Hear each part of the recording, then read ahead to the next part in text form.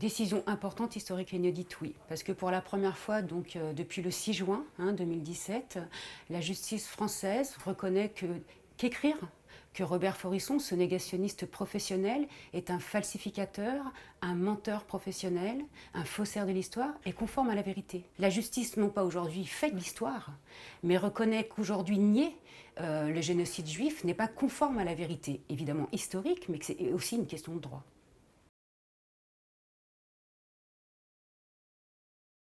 Le but, en fait, de ma venue, c'était... Ariane Chemin avait rencontré Robert Faurisson. Mais c'est vrai qu'aussi, moi, je l'avais rencontré précédemment pour une biographie.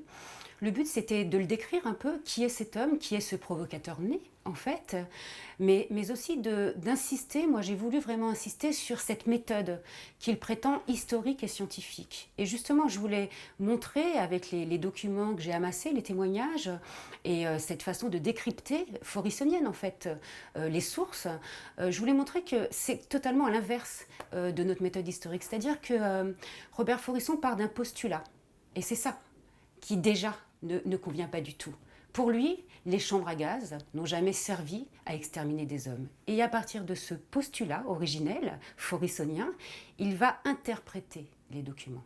Et c'est ça qui ne va pas du tout. Alors évidemment qu'il va sélectionner certains documents et certains témoignages qui vont dans le sens de cette thèse qu'il prétend défendre. Alors que nous, historiens, nous partons évidemment pas d'un postulat et que les témoignages, les documents, qu'ils soient des sources ou des documents de seconde main, parlent eux-mêmes et nous les analysons dans un sens qu'ils délivrent.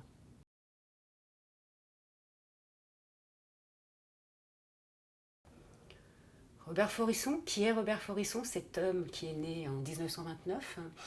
Plusieurs choses. C'est déjà, selon moi, un provocateur né, c'est-à-dire qu'on sent, de par son itinéraire professionnel, mais aussi personnel, que, j'allais dire presque dès ses premières années, mais j'exagère, que cet homme voulait être connu, avoir une reconnaissance à tout prix. C'est un littéraire avant tout, c'est-à-dire que dès ses premières thèses, il a travaillé beaucoup par exemple sur Rimbaud, l'autre amour, il allait à contre-courant, on va dire, de la littérature officielle.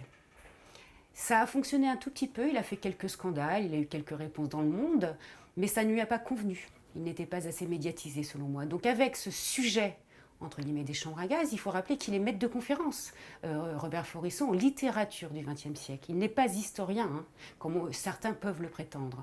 Ce qui veut dire qu'à partir de la fin des années 70, il a senti certainement que ce sujet pouvait l'amener à une certaine notoriété, et c'est avec ce sujet qu'il est devenu célèbre à sa façon.